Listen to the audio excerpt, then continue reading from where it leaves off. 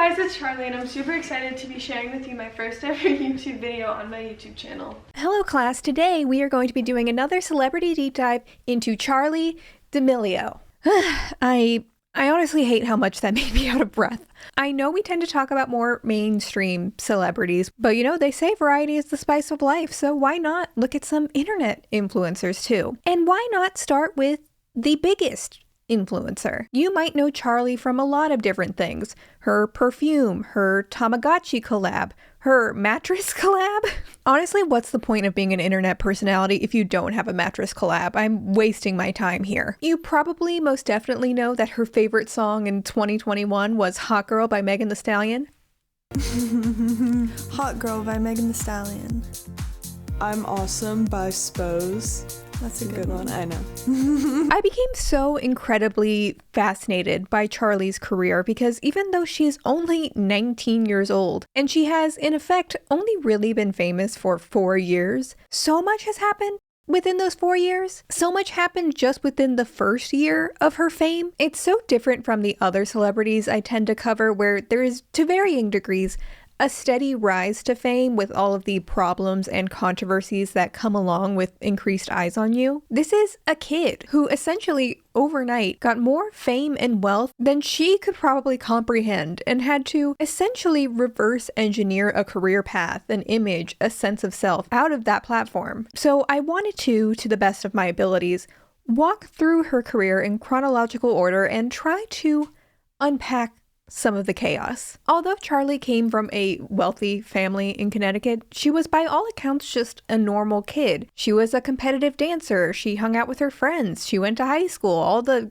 things kids do, I assume. Then in 2019, Charli began posting on TikTok. Hey, did you know 1 out of 3 hoes are mad? I'm assuming it was different for like actual kids at the time, but let me tell you, I was in college in 2019, and as a college student who used TikTok in 2019, I was fighting for my life anytime I told someone that. Amongst especially adults, TikTok was the epitome of cringe. I mean, it still can be now, but we all like willingly participate in it now.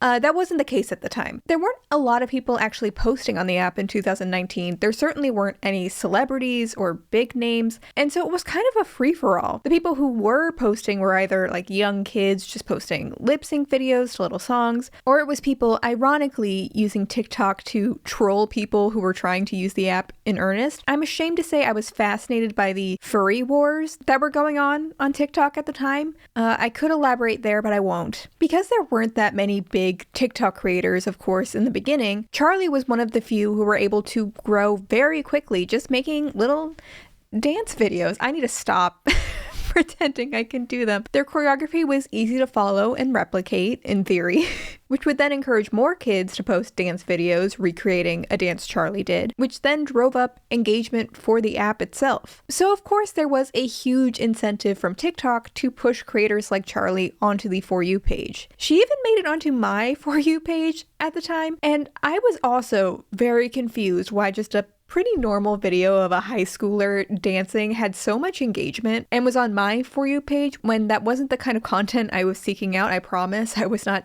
actively seeking out children dancing for my own entertainment. That would be weird. One AI researcher in an interview with The New Yorker actually spoke on why Charli was so likely pushed by the algorithm, saying Charli is a very median user, both in terms of her demographics and the type of content she produces. That makes her a very safe recommendation choice that can generate engagement across the board, including for users that don't have a very detailed history to infer preferences from. But D'Amelio's value to TikTok and its culture goes well beyond metrics. She carries the perfect message for the brand's strategy. On TikTok, everyone can be famous and happy. While I do agree that Charli came across as the sort of normal, all-American pretty girl that was very easy to market, I feel like a lot of people forget or maybe just don't know that when Charli first blew up on TikTok, it was this meme on the internet for every teenage boy, and some adult men, I think, on TikTok to just publicly thirst over her. Like there's this video where Charli reveals that she has a sister, Dixie, and people would make these reaction videos where the bit was no one would react when Dixie was on screen, but they would go crazy when Charli was on screen. And again, a lot of these were kids making these duets, but some of them, I mean, I don't know for sure, They don't look like teenagers to me. And honestly, even if all of them were the same age as Charli, a lot of it still creeps me out. Like, some of them were making jokes about failing No Nut November because of her. People were just being publicly gross about this 15-year-old girl, and that was the joke. Charli, to my knowledge, never addressed this aspect of her rise publicly, so I guess we don't know how she feels about all that. But Charli's dad had just a wild response. He made his own TikTok account pretty early on to Charli's rise, and basically just said, "You're welcome for, making a hot daughter." What's up, TikTok? This is going out to all the boys who called my house, texted me, emailed me. My name's Mark D'Amelio. I am Charli D'Amelio and Dixie D'Amelio's father. You're welcome. Very strange, but of course that wasn't all. Even in Charli's early fame, there was controversy. In October of 2019, Charli did her first dance to Renegade. The Renegade was probably one of the biggest dances on TikTok ever. And when a sound goes viral on TikTok, you can click on that sound and see the most popular videos using that sound underneath. And for a while, Charli owned that page. I mean, even if you look at it now, it is still filled with videos of Charli doing the Renegade dance. You can also see a cursed video of James Charles doing the Renegade. If I have to see it, so do you. And suddenly, Charli was everywhere. She was doing press events. She was on Jimmy Fallon, all to see this 15-year-old girl do the Renegade dance. Like I said, I was in college at the time, and it was not unusual to just see people zoning out and hitting the Renegade in the Starbucks line. It was a dark time for us all. Charli and the Renegade dance were so closely associated that most people just assumed that Charli was the one who came up with it in the first place. But the actual creator of this dance was the then 14-year-old Jalea Harmon. Jalea first posted her choreography to Renegade to a much smaller app, Funimate, and later to Instagram.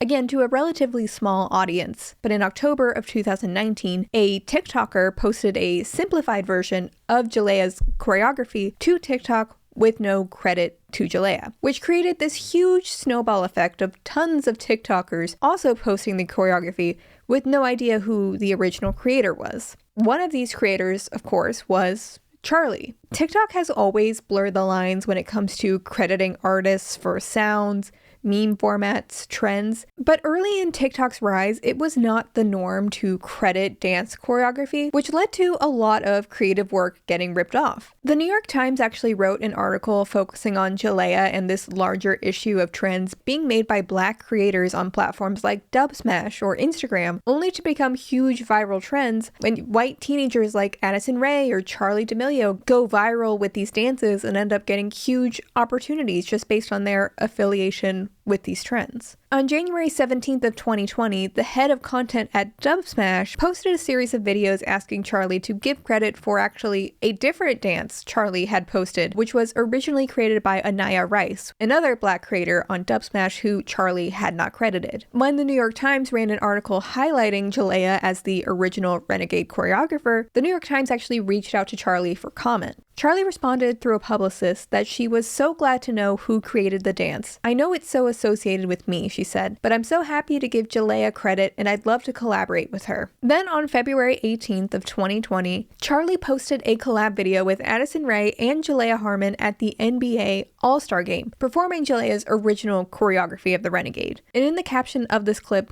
Charli did credit Jalea and recommend that her audience check out the rest of Jalea's content. Charli and creators on TikTok more broadly are much better about crediting dance choreographies nowadays, but TikTok as a company still draws criticism for pushing white creators in the algorithm, often at the expense of Black creators who are the originators of a ton of trends. And the resolution of that problem doesn't end with Charli by any means, nor of course did this controversy slow the meteoric rise of Charli that would begin in March of 2020. Charli was very much in the right place at the right time. She was already at 1 million followers going into 2020 when TikTok as an app exploded because suddenly people had a lot of free time to shitpost on TikTok. We may never know why, but it happened. Charli was already on her way to becoming a popular influencer, but almost overnight, Charli was the one to watch on this app. She was in a Super Bowl commercial. I must pretzels. Okay, boomer.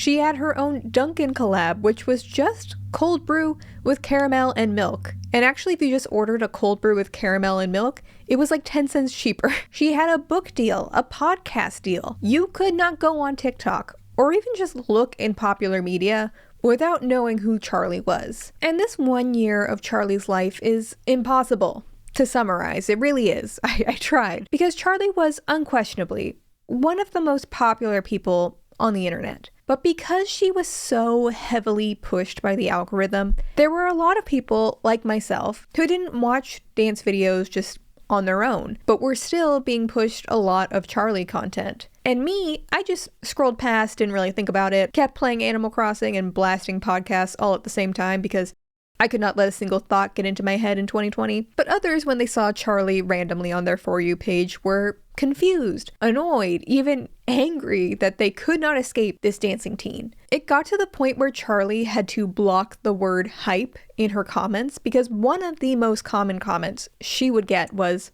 "I don't get the hype," or "the hype's over." When anybody gets to that level of fame so quickly, I think there is an expectation and even on some level like a cynical desire to see that person crash and burn. But at the same time, there were people who loved Charli and wanted to see her succeed. There used to be this thing, maybe it still exists, I'm just not on it anymore, called alt TikTok. You know, alt TikTok as opposed to straight TikTok. Alt TikTok was basically just internet gays and theater kids gatekeeping certain TikTok sounds and trends as like the cool, real side of TikTok. It was very much that Tumblr image I feel like I reference in every video. I remember the alt side of TikTok basically all decided that Addison Rae was straight TikTok. And boy, was alt TikTok on the wrong side of history for that choice. I need a bad bleep.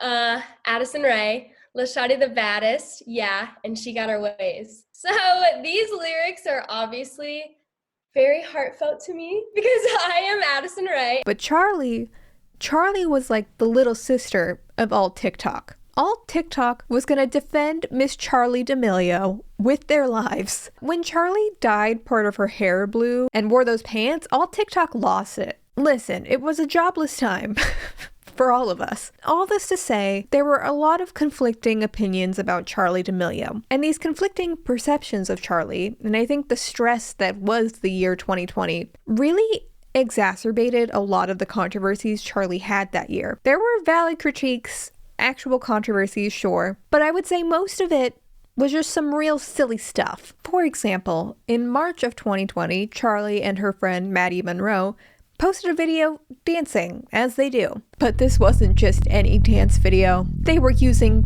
cosplay hands. They were not quite Junko Enoshima hands, but certainly in the same vein. I realize that is gibberish to some of you, but stick with me. Cosplay is a very popular subculture within TikTok, and because cosplayers are playing characters, it's very common for them to mimic how those characters would move in the anime, cartoon, video game that they're from. It's very exaggerated and unnatural, but it's to evoke that character, and it's also super fun to move like this. Like, I'm bad at it, but nevertheless, it's fun. And when you remove the context of like trying to embody a character, moving like that looks pretty silly. Can we all agree? It looks a little silly. And so it was and still is a pretty popular trend to mimic these exaggerated hand gestures. And can that be mean-spirited? Sometimes yes. But I think in general, it's just people having a little fun. Being a little silly. But both Charli and Maddie got a lot of flack for making fun of the cosplay community. So much so that Charli took down the videos and both girls issued apologies. Hello guys, it's Charli, and I just got off the plane to the cosplay community being not very happy with me. And my friend and I made a video where we were doing it and it was completely taken the wrong way, and I did not mean for it to happen that way at all.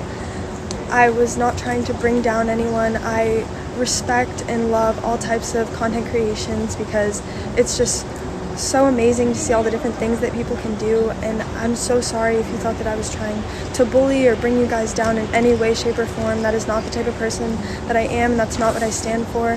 I learn from what happened. It will not happen again. I love you all so much. There is something so haunting about this Charli cosplay drama because all of this is taking place in March of 2020. Like, the world is truly on fire at this time, and this 15-year-old girl's apology for doing cosplay hands has 5.6 million likes. In December of 2019, Charli joined the White House. Sorry, I meant the Hype House. This might be too niche, but tell me why the Hype House looks like those Arbonne MLM white parties. They look like they're hopped up on fizz sticks and ready to get me in their downline. Or it's also kind of like those sorority door chants that terrify me. Teaching, we're Delta Gamma! That's right. So thrilled and excited to see ya. Content houses were by no means a new thing when the Hype House was created, but at its start, it was the TikTok house because, of course, it had Charli and Addison, the two most followed people on the app at the time. And you know, they had other people.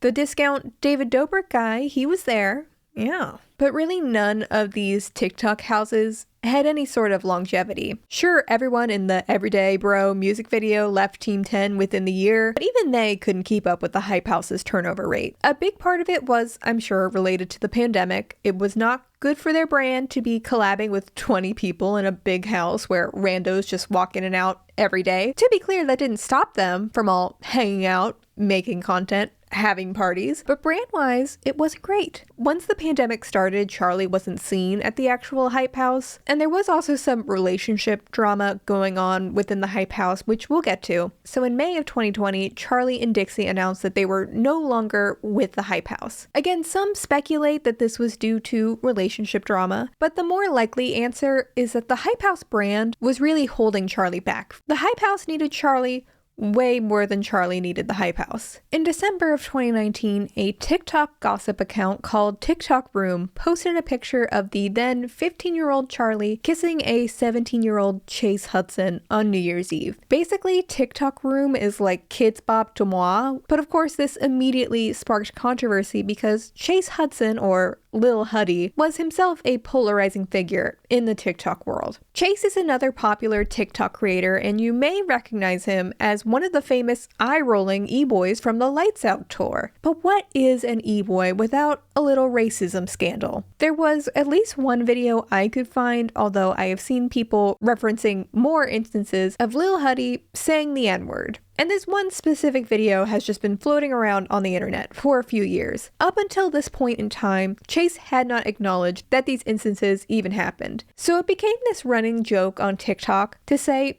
it's okay that Chase said the N-word because he's our melanin king. And if you look at his comment section on any of his TikToks, they would be filled with some variation of this joke, any that you can think of. Black King, Wakanda King. Basically, the people of the internet were not going to let Chase forget his digital footprint. But returning to the story of Charli and Chase, they continued to be seen together, particularly in early March of 2020 when they both joined the Hype House, and this relationship was really getting exploited for content. Good morning, everyone, and welcome back to the vlog. All right, today's vlog is gonna be something that you guys are very excited for. I'm gonna be filling Charli's room with pictures of Chase. Charli's gonna love this. They were quickly becoming the TikTok power couple. She's everything. He's a racist. But then Bryce Hall entered the chat. On March 20th of 2020, Josh Richards and Bryce Hall released the diss track Still Softish. Broke bitch, broken ass nose bitch, small dick, still kinda softish, toxic, act like you poppin', no bitch. Which seemed to imply that Chase had cheated on Charli with Josh's girlfriend at the time, Nessa Barrett. And unfortunately, they kind of ate Chase up with this one. I do question how much of this beef was actually real because they filmed this video wearing merch for the music video they were filming at that moment. And then Josh and Bryce filmed themselves going over to the Hype House like 4 days after lockdown started and filmed Chase's reaction to the whole thing. That part's sick for the mountains. That's my least favorite bar though. Novice. This looks like one of the Travis Scott music videos. Wait, time out. Chase is right next to me. Wait a second. Yeah, we just fucking brawl right here. Smile, guys. Hey. Regardless of how much this was engineered just for these guys to get clout, Charli herself was still inundated with comments and messages making fun of Chase, her relationship, and herself. Although Charli and Chase didn't announce their breakup until a few months later, it does seem like they broke up after the release of this diss track. Chase and Josh did get into an internet slap fight over the cheating rumors on Twitter in April of 2020, and Chase finally put out an apology for saying the N-word, but Charli herself kept quiet on all of it. Only Charli's mom, Heidi, responded to the drama, saying no one but Charli and Chase know what is going on with them. Everyone has decided they know what happened. But on April 14th, the two did confirm via Instagram stories that they were done. Except shortly after this, Chase and Charli were spotted together again. But this was incredibly short-lived because in July of 2020, Charli unfollowed Chase and Nessa on Instagram and tweeted, "I hope she was worth it." Chase then responded with this very long text post basically explaining that he had kissed Nessa when they were both single. Charli quote tweeted this post and said that you shouldn't have come to my house after without telling me. On her side, 100% on her side. She also wrote, "Stop deflecting your actions onto others because you can't take responsibility, Chase. Want me to talk about how you treated me throughout our relationship, or do you just want to continue to play the victim?" But Chase and Charli once again were on seemingly friendly terms just a few months later, with Charli even appearing in one of Chase's music videos about their relationship. Because at the end of the day,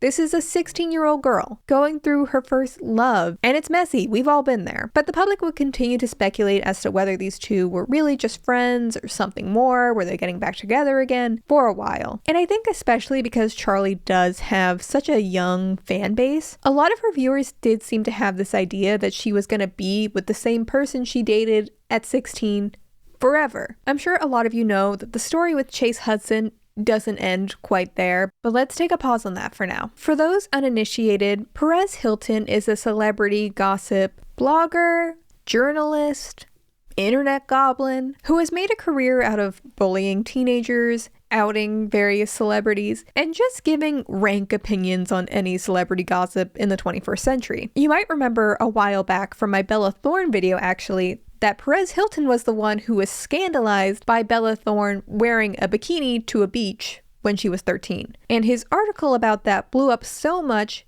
it allegedly got Bella in trouble with the higher-ups at Disney and almost cost her her role on Shake It Up. Well, would you believe that Mr. Perez Hilton had not learned a thing? And in 2020, he was once again shocked and appalled that teenage girls wear bikinis. Charli posted a video of her on the beach dancing to Sugar by Brockhampton. Nothing out of the ordinary for Charli, and from my point of view, not out of the ordinary for any 15, 16-year-old girl. It was a viral dance. She was at a beach. No one was scandalized by this video. But Perez Hilton left a comment on this video saying, "Anyone else think it's inappropriate for a 15-year-old to dance to this?" To which Charli replied, "I'm sorry. Just trying to have fun." But Perez was not done, since his comment had suddenly sparked a lot of attention and engagement for him, so he needed to milk it for all that it was worth. "My TikTok is blowing up, and I love it.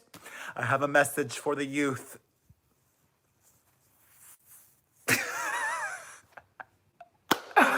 Oh my God, these people still are letting me have it over me asking a question on the biggest TikToker of the moment's account when she did a video earlier this week gyrating, moving in an adult way to a song about taking Big D.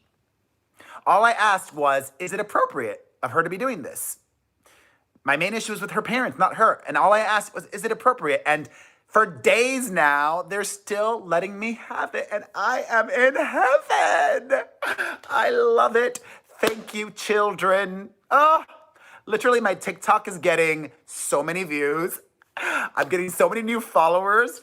I love it. Man, I'm having such a hard time even articulating my reactions to that quote. In my ideal world, kids just wouldn't post on social media. We wouldn't see them dancing to explicit songs because they just wouldn't be online, period. I don't want to see them. I can understand as an adult feeling uncomfortable seeing that. But also, kids, especially 15-year-olds, teenagers, listen to explicit songs. They dance to them. And that doesn't mean that they're trying to sexualize themselves or that they're doing anything wrong. I mean, I was blasting songs like S&M and Whistle when I was 13, and look how I turned out. Bad example. My point is just that Charli isn't inviting adults to sexualize her or make comments about her body by wearing a bikini at a beach and doing a dance to an explicit song. She's just being a kid. And I also can't even take Perez Hilton's criticisms seriously when everything this man does is a troll. A bid for attention, engagement, even if it's at the expense of teenage girls. But Perez Hilton was not done. He posted another video, again defending his criticisms, because it's not directed at Charli, of course. His criticism is for her parents. And because this is criticism of her parents, he felt justified to bring up a drunk driving incident of Mark D'Amelio's from 2014. As some of you know, Charli posted a video of herself dancing to that song, I Can't Take Big D, But I'll Suck on It, and she was gyrating, moving in a very sexual adult way. I asked, is this appropriate? A question I think is valid and stand behind. I think Charli's a sweet girl and talented. My real issue is with her parents. Why'd the dad and the mom leave that video up? I would have made my daughter take it down. Well, honey, I just found out that Charli's father was arrested for drunk driving just a few years ago. And his daughter was in the car when he was arrested for drunk driving. This dude drove drunk with his daughter in the car. This explains so much. As these videos are blowing up more and more of Charli's fans, who are overwhelmingly like just young kids, like younger than Charli even, are moving over to Perez's page to like tell him off. At that time, Perez posted a video, which I don't even want to play. Here's just a still image of that. But as the weeks went on, Perez would continue to cover all of the Hype House drama, including Charli's relationship with Chase and all of the fallout from that diss track. And yes, Charli is a public figure. I'm commenting on her life right now, and I'm also older than Charli. But Perez is just not known, or perhaps incapable of like thoughtful or tactful coverage of these things, you know? And again, posting videos like this. So on April 21st, a petition was created on change.org calling for the banning of Perez Hilton from TikTok. The petition read, his whole career is based off creating drama, which is something we seriously don't need right now. Perez is a middle-aged man and earns a living by attacking young kids just for having fun. Cancel him, or at least ban him from TikTok. This petition was everywhere. I saw this petition at the time. I honestly might have signed it myself, but April 2020, blackout for me. Perez actually created a bot which would reply to anyone sharing the petition on Twitter. Perez was honestly having a field day with this whole scandal, until of course he actually got banned from TikTok. Perez goes on YouTube Live in his bedroom, which is decorated with Lady Gaga, Justin Bieber, and Taylor Swift albums. I mean, those are 3 solid albums, to be fair. But he starts crying and explains that his TikTok getting banned is like a death to him. And I don't want to seem overly dramatic, but I feel like my world is crumbling. This feels like a death to me. So in a last-ditch effort, he has DM'd the entire D'Amelio family asking for help. And I want to reveal that in a Hail Mary pass, hoping for a Christmas miracle, I have reached out to Charli D'Amelio and her family. I messaged them on Instagram, begging them for help. He thinks that this family that he has relentlessly reported on, aired out every possible scandal he could get his little claws on, he thinks that they are going to help him now. He also says that his contact at TikTok told him the ban was because of harassment, bullying, and nudity. But he's confused because he doesn't post nudity ever. I got an email from him saying that I was being banned for multiple community guidelines violations, including harassment and bullying and nudity. I don't post nudity on TikTok.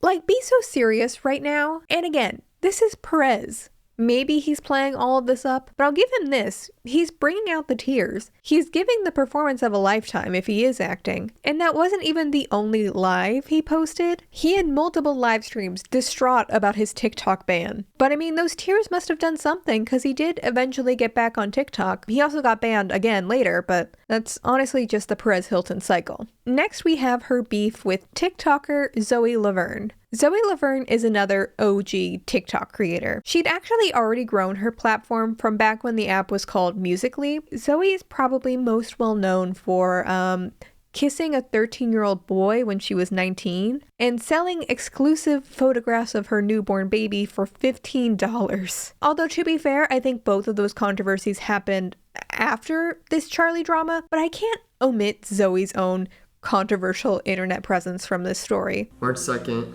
2019, Zoe cheated on me, and that was never supposed to happen.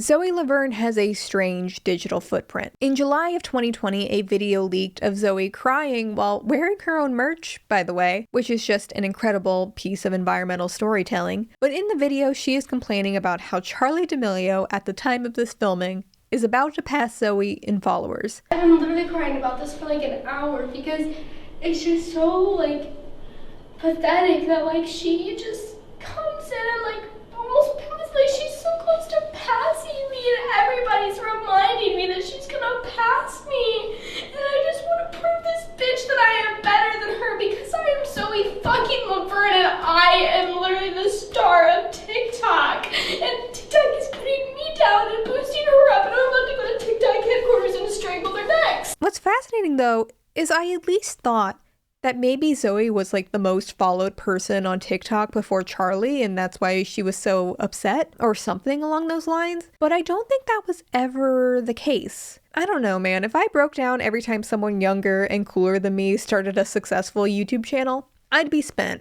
I'd be done. But by the time this video leaked, Charli was at 90 million followers, whereas Zoe was at 17 million followers. And the optics of this 19-year-old calling a 16-year-old a bitch just for doing well on TikTok wasn't great. But don't worry, it got worse. In November of 2020, the account TikTok Room posted allegedly leaked audio of Zoe again shit-talking Charli. Sometimes, like, if you're gonna defend a mistake, yes, don't bring me in the call. I'm not gonna sit in there and act like I like Charli D'Amelio, okay? Charli commented on this post and tagged @Zoe Laverne, "This you? No one survives a this you" comment. Zoe did state later that she apologized to Charli multiple times, but in another leaked clip, Zoe claimed that Charli's response to her apology made Zoe cry. Then a different account, the TikTok Insiders, posted what appeared to be leaked screenshots of the messages between Charli and Zoe, which I am personally taking with a big grain of salt, but here they are. If anything, this drama just made Charli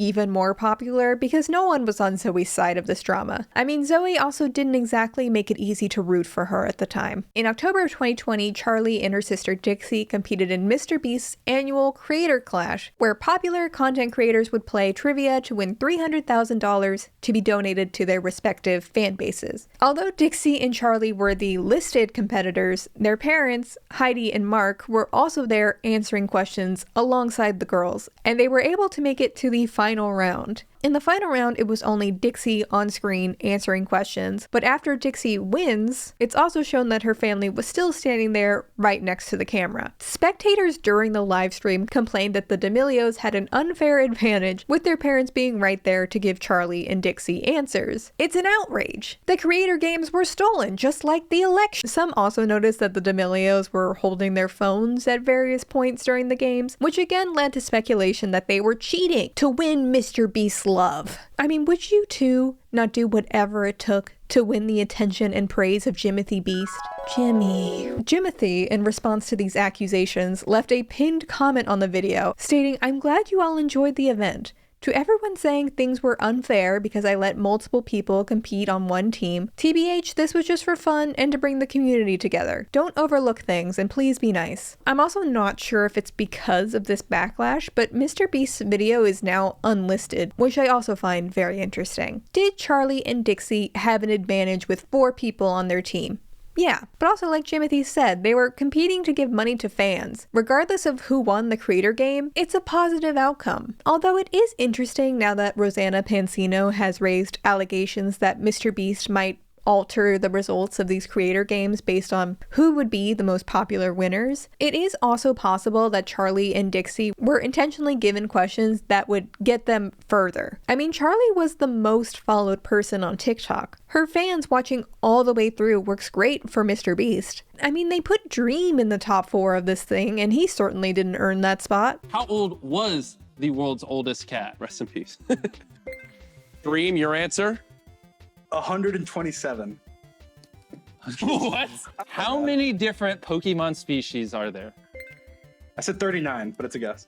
39 different Pokemon? Oh, God. Rough. But we may never know what exactly happened on that fateful day. On November 16th of 2020, the D'Amelio Family Channel, which is a thing that they made, posted their first video in a series, Dinner with the D'Amelios. The number of times that they joke about this being the first and last episode in this series is truly poetic. It is the last episode. Because it's like the first person that comes to mind. Stop that! Dude, I swear this house. So this is the first and last show that we're doing. Thank you for watching the first ever and most likely the last ever episode of Dinner with the D'Amelios. But in short, they are trying to start a series where they have dinner made for them by a professional chef while having a conversation with a different surprise guest. And their first surprise guest was the one, the only, James Charles. Let's try and guess who we think it is. Maya Rudolph. Megan Thee Stallion.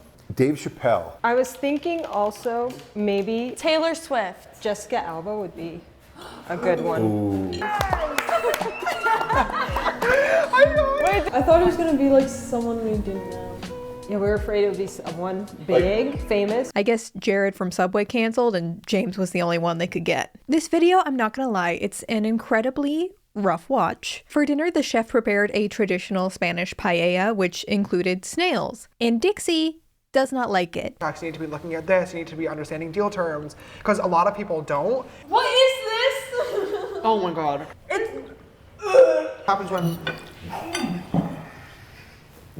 I don't know if it's just because I'm a vegetarian, but I cringe so hard at people who get grossed out by eating meat or animal products that are different than the ones they've had before, usually ones from another culture. Anyone who has eaten a hot dog willingly has no room to gag at another culture's food. The family also is really not focused on interviewing James. They're just messing around with each other, they're flicking things at one another, they're bickering. It's not unlike a normal sibling family dynamic, but in the context of this being a somewhat serious interview or a conversation, it just doesn't come off well. And I don't want to harp on this too much because most of it really isn't Charli, it's Dixie, but I think a lot of what Dixie and Charli do blends together in people's minds, and people just like direct their anger at both of them when they are in fact two different people. Although people do still question some things that Charli does specifically in this video as well. At the end of the video, Charli is talking about how quickly she rose to fame and how she's about to hit 100 million followers, and just about a year after hitting 1 million followers, which is an insane amount of growth. It feels like yesterday. It hasn't even been a year since I hit 1 million. No. If we're thinking about it, okay, how far away is that's Friday? Okay. Ugh, I wish I had like more time. Cause imagine if I hit 100 mil a year after hitting 1 mil.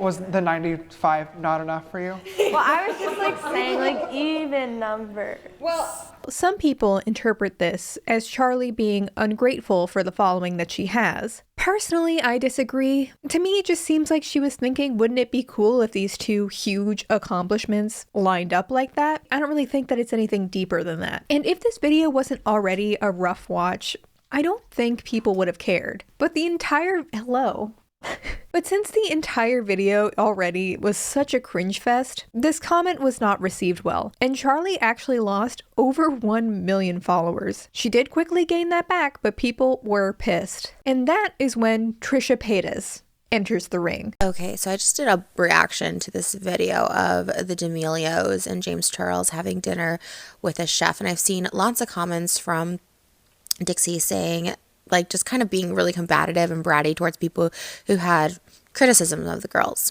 There's a chef making them food, they're being really disrespectful, just spitting out the food, and they're 19, they're young, but I do think since they are role models on such a big platform, they should be called out when they need to be humbled a little, because you see this happen all the time. People get really famous, a lot of followers really quickly. They think they're entitled to 100 million. They complain that they only have 95 million followers. They complain that they have a personal chef, and it's just unbecoming.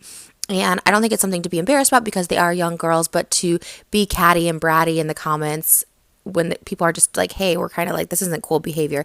It's just trying to help them learn and ultimately not get canceled, because this kind of attitude, it won't get you far.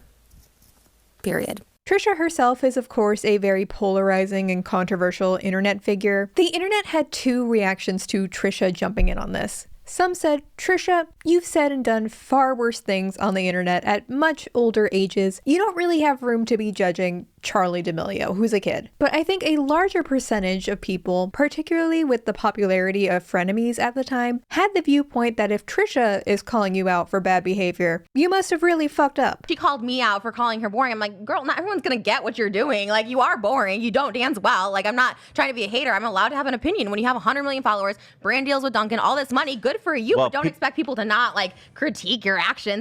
That's the limelight. She's too young, because it's always no, like 19 is not too young. It is, dude. When I was 19, I was a fucking idiot. Trust me.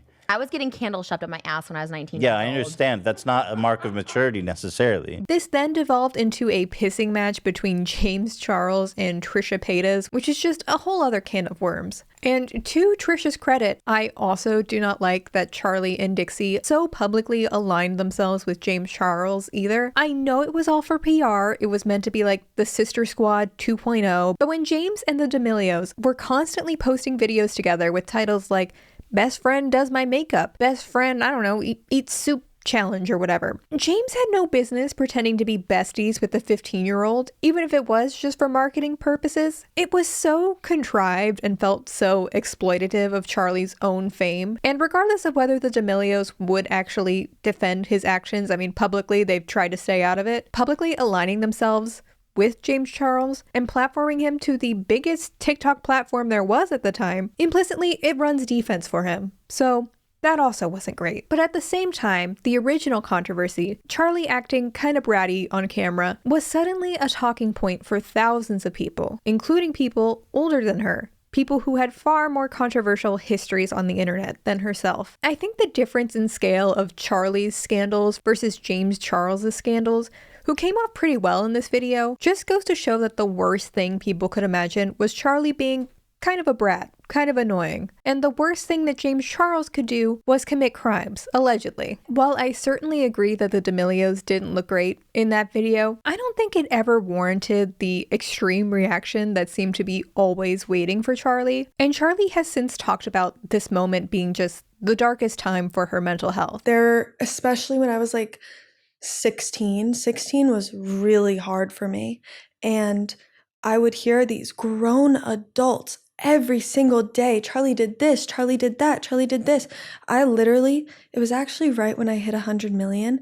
I think I was at the lowest mental state possible. And I looked so happy online.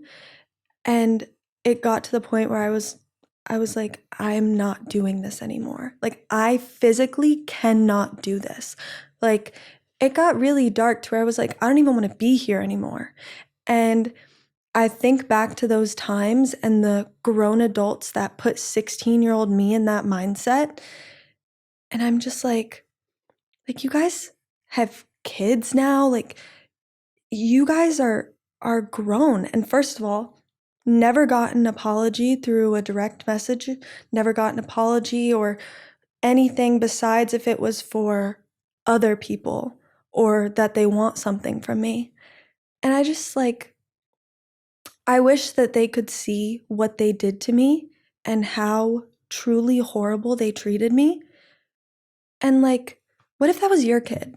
What if that was you? How would you feel? She's also been open on podcasts about struggling with OCD and trichotillomania, both conditions that are exacerbated by high stress situations. Again, this is not to override the criticism that video drew. I think that video was a bad look, but I think that video gave the impression that Charli's ego was untouchable, that she was so delusioned by her own fame that she needed to be taken down a peg. But behind the scenes, her self-esteem was at an all-time low. In December of 2020, the D'Amelios went to the Bahamas. And of all of the TikTok micro scandals Charli went through this year, this is perhaps the only one that did warrant all of the criticism directed her way. In March of 2020, Charli partnered with Procter & Gamble with the hashtag distance dance, which was a way to encourage young people like herself to social distance in the wake of the COVID-19 pandemic. Early in the pandemic, Charli was, I think, seen as one of the more cautious influencers on the app, but that's mostly because the bar was an absolute hell. Other creators in the Hype House and Sway House essentially never socially distanced, to the extent that the Sway House eventually had its water and electricity shut off by the city in response to all of the parties that were being hosted there constantly during lockdown. But that is not to say that Charli was in a locked room for all of 2020. She did attend Lorraine's birthday party in the summer of 2020, which was one of the more noteworthy and big parties thrown by influencers during the time. She said that she tested negative multiple times prior to and after that party, but it was still a big event with mostly unmasked people while everybody else was locked in their homes. Then in December, her and her family flew with at least 5 other influencers for a vacation in the Bahamas. Although she herself did not respond to the criticism this drew, in fact she specifically said no comment when asked about this directly, Noah Beck did not ease people's minds with his response. So you guys are getting a lot of backlash for going to Bahamas. What do you think about that? It is what it is, you know, like... Yeah.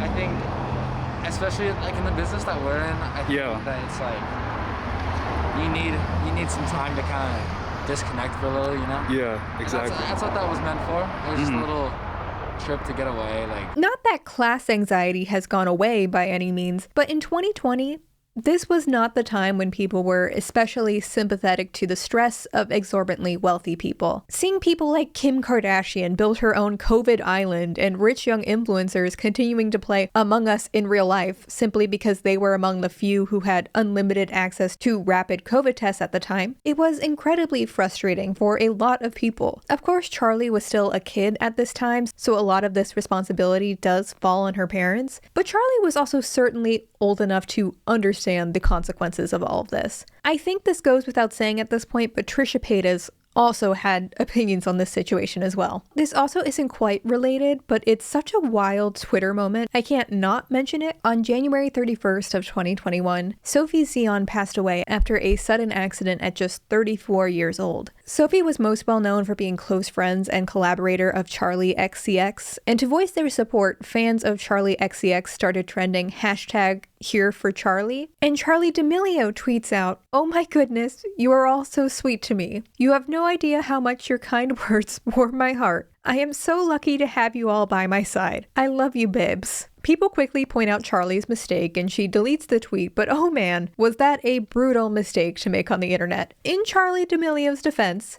Charli XCX and Charli D'Amelio do both spell their name without the E, and that's not super common. I actually didn't notice that either of them didn't spell it without the E until I was writing this part of the script. I can kind of see how Charli would see that hashtag and think it was about her, but also, I feel like even if you just skimmed through the hashtag, it must have been pretty easy to figure out that this was about a very serious situation that had nothing to do with Charli D'Amelio. Like, I don't know how this happens. But needless to say, this period of November 2020 to January of 2021 was a rough time for Charli's image, despite her continuing to gain followers on social media. And her mental state at this time ended up being a running theme on her next project we'll talk about, her reality show. On September 3rd of 2021, the D'Amelio Show premiered as a Hulu exclusive, very much in the style of Keeping Up with the Kardashians. This show has been incredibly successful and was the most watched unscripted show on Hulu for its first 2 seasons. I do recommend watching the first season, although I will admit the later 2 seasons are significantly worse. I know what some of you must be thinking right now,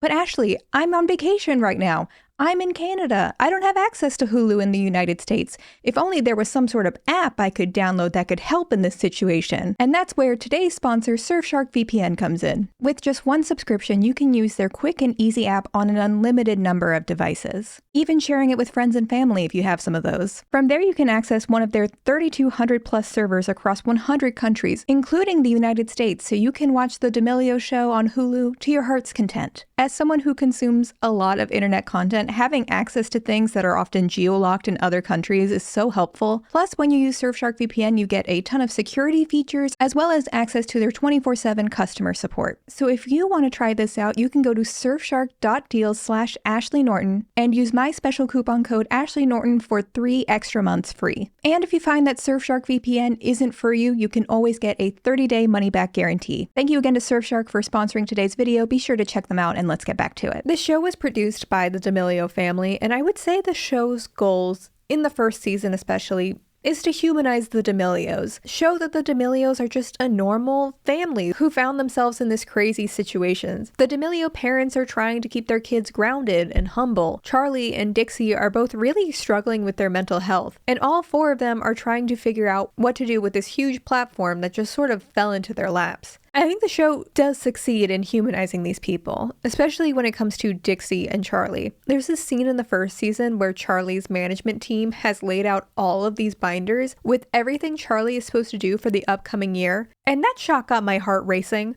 I wasn't even the one who had to do everything in those binders. Charli is 16 when this is being filmed, and it seems like she just doesn't have time anymore to just be a kid. Charli and I think her whole family have either a realistic or a cynical attitude that all of this could go away and they need to make the most of this while they can. But also the D'Amelio family isn't a brand without Charli. They're in this huge house which is presumably being paid for by Charli's income entirely. And Charli talks about how she often feels obligated to say yes to opportunities that the whole family is invited to. Because if Charli doesn't say yes, her family can't experience these things. On top of that, she's managing her relationship with the internet, which is constantly cycling between not getting the hype and praising her. It's very exhausting to do this and always wonder what's going to happen next, or if I'm gonna wake up and everyone's gonna not like me again, or if it's going to be a good day. There's this one episode where Charli posted just a dance video, but she ended up taking it down because someone online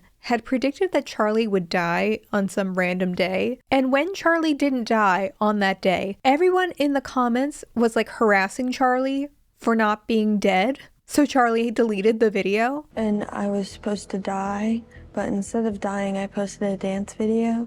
So people weren't nice because they thought I was gonna die. Both Charli and Dixie have multiple panic attacks on the show because they just feel like they can't live up to anyone's expectations. I'm very thankful for everything that I have, but at the same time, it's like I have to deal with the fact that like people don't like who I am. I don't know.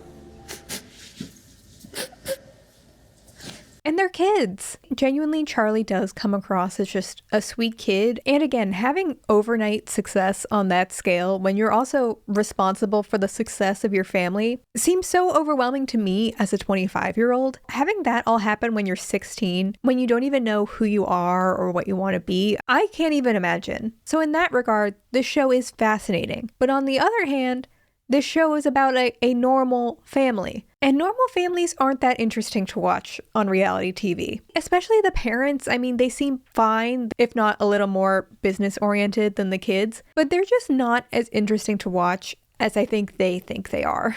And because they're not super drama-prone, there is just like one fight every season that they have to drag out for the entire season because that's the only interesting conflict they have on the show. Like the second season is just all about Charli's secret music career, which all works out and is fine within a few episodes. Season 3 is all about how Mark and Heidi were separated off screen. They're already back together by the time they're filming, and they've already been through therapy, learned about it. They have one conversation with the kids about it, which they cut to in like 4 of these episodes, because again, this is the only confrontation they have for like the 6 months they must have been filming season 3. The rest of the show is just them like doing family triathlons and eating rainbow grilled cheese.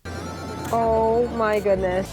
Oh, the rainbow cheese. On October 26th of 2022, Charli released her song if you asked me to. But wait, I thought Dixie was the D'Amelio with the pop career. Yes, exactly. Charli making this song was a top secret operation. On the shared family calendar, Charli would list photo shoots or acting lessons and would secretly be getting singing lessons and working in the studio. See, in 2020, Dixie D'Amelio started making music about how one day she was really sad. One day, I was really sad. Despite Dixie's music being memed to death, especially with her early releases, Dixie has had an incredibly successful music career. She collabed with Liam Payne, Black Bear, Wiz Khalifa. Her songs have hundreds of millions of streams. Yes, a good portion of those streams probably aren't authentic fans, but hey, streams are streams. Side note, I actually think Dixie has a pretty decent voice, all things considered. She's just really not a good performer, and she desperately needs a team who can write better lyrics for her. Really bad.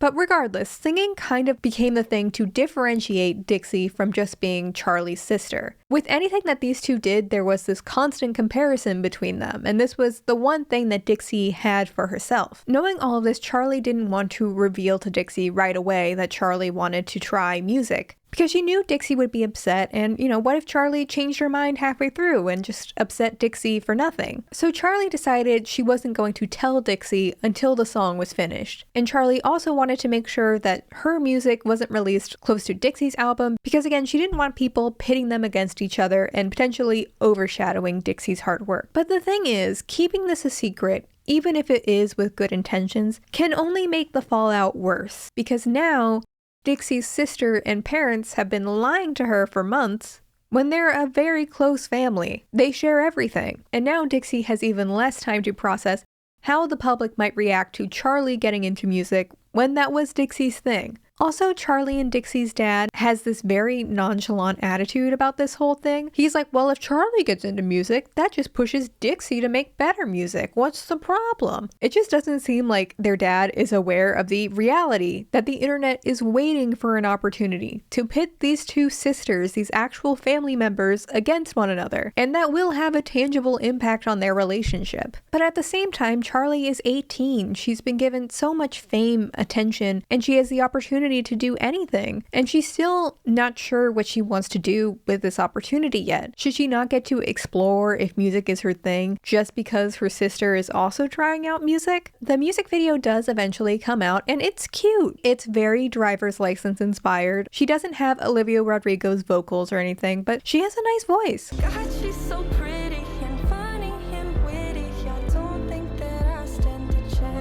Although the song feels a little corporate to me, I don't think it's that bad. But TikTok does immediately clock the fact that Charli just came out with a half-decent song right while Dixie is the one out touring with Big Time Rush. And so the song becomes a meme where the joke was, everything that Dixie does, Charli does bigger and better, which was exactly what Charli and Dixie were afraid of. In November of 2022, Charli won season 31 of Dancing with the Stars at just 18 years old. I had never watched Dancing with the Stars, but honestly, she killed it. I don't have cable, so I wasn't watching this live, but I was following the dances that were posted to TikTok because this was a stacked season for me anyways. They had Shangela, Wayne Brady. I was specifically following this season because Gabby Windey, the former Bachelorette, who I love and have a deep parasocial relationship with, she was competing. I love Gabby. I was rooting for her. But even so, Charli crushed it. It was a well-deserved win. Charli has since talked about this win being a huge moment for her. She's never felt like she earned her social media fame or really any of her accomplishments. And to her, winning Dancing with the Stars was like the first thing she won on her own merits.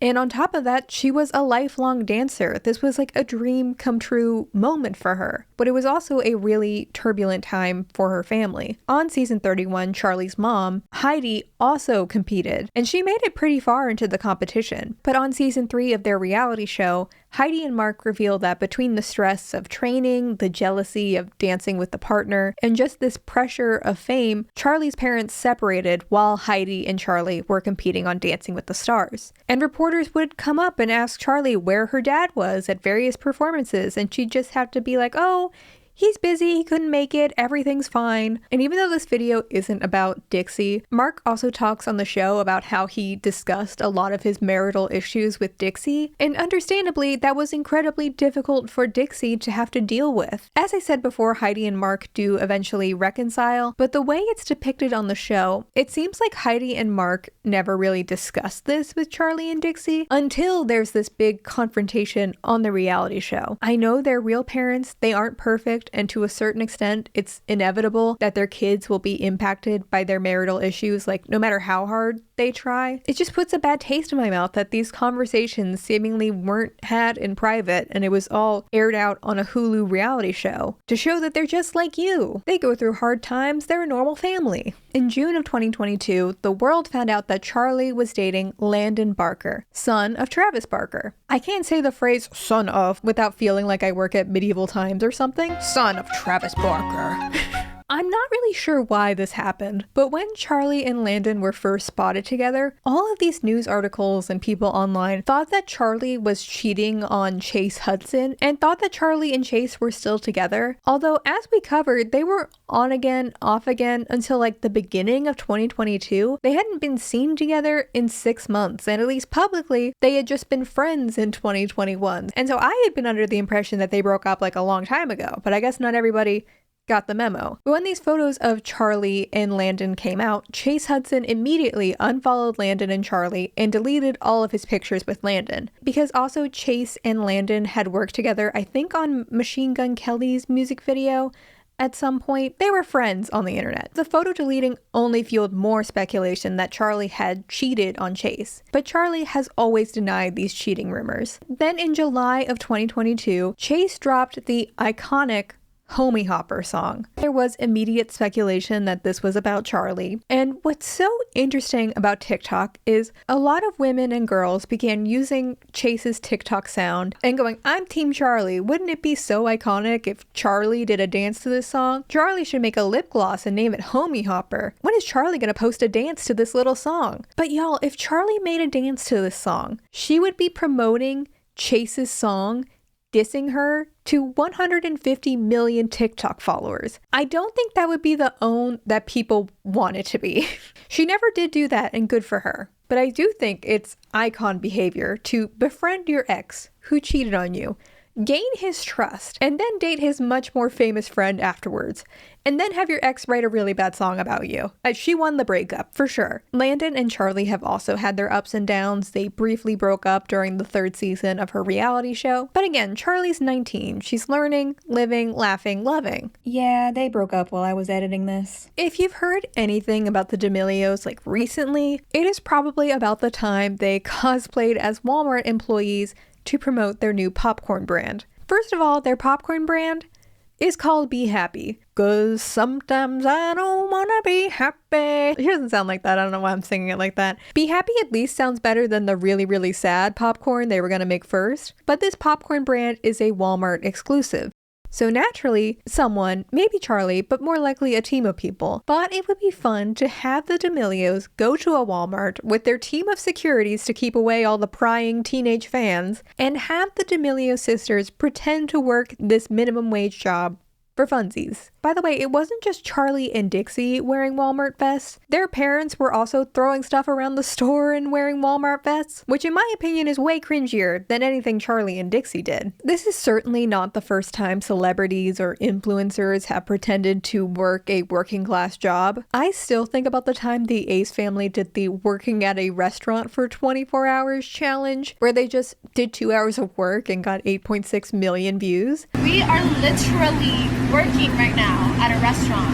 Yes, we are. Austin has been making food for the past hour and I've been taking orders. Other people like Lana Del Rey or Ed Sheeran have also just worked random shifts at places, and I think those incidents were generally much more positively received, but I do think there are some differences. For one, unlike artists like Lana Del Rey or Ed Sheeran, who are very wealthy, there is this sense that the wealth Charli and Dixie have is unearned, or at least incredibly disproportionate to the work that they do. They also grew up incredibly wealthy before they were millionaires. There's a sense that they wouldn't have even been caught dead at Walmart even if they didn't have this fame. Maybe these celebrities are just better at marketing themselves, but it is much easier to imagine Lana Del Rey at a Waffle House or Ed Sheeran lurking around a Lego store. And the cherry on top of it is, Walmart probably paid the D'Amelios what ordinary Walmart employees get in years. Influencers who come in for an hour and film 15-second TikToks are more valuable to corporations like Walmart than the thousands of employees living in poverty who make these companies function. So yeah, seeing millionaires pretend to be working class when people can't pay their rent, it's going to upset people. Moments like this do feel like a tipping point for Charli's career. When Charli blew up, even though she was again already a relatively wealthy person, she was seen as the girl next door, relatable. But now that she has amassed overwhelming fame and wealth, can she maintain that connection to her audience and still feel like the relatable girl next door? Especially when the internet has such a short attention span and are always waiting for the next ingenue to build up and abandon.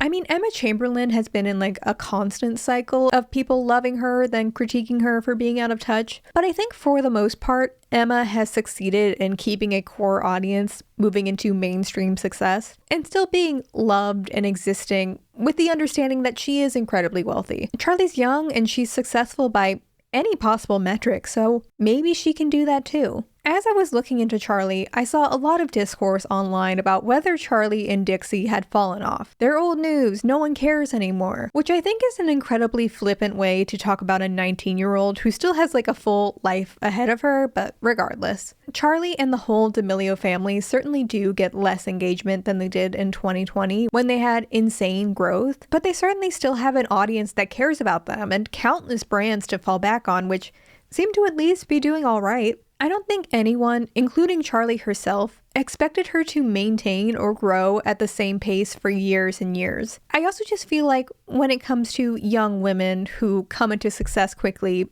at a young age, people are so quick to treat slightly older teenagers as expired. And I just think that's a really sad way to look at people. Charli is young, she's a talented dancer, and I still think that she has a promising career ahead of her, even if she is not the most followed person on every social media platform ever. And with that, we have reached the end of another celebrity deep dive. Let me know if there's any Charli drama I missed in this video or if you have any thoughts on all of this. I also wanted to thank y'all for all the love on my Bachelorette video. I was like so nervous to post it because I really did not think my audience would care about this show from like 5 years ago. And I've heard y'all loud and clear. There is another season I think I would love to cover. Give me some time to get it out there, but it's coming. And if you've made it this far and you want to see more of me, I upload a monthly bonus video over on my Patreon for people who want to support me on there. And I'm also live streaming on Twitch a couple nights a week, and I upload all of the VODs of that to my second channel. And if you're not interested in any of that, that's fine. Get it. Totally get it. But if you like this video, you could feel free to, I don't know, like, comment, subscribe, and I will see y'all in the next one. Bye.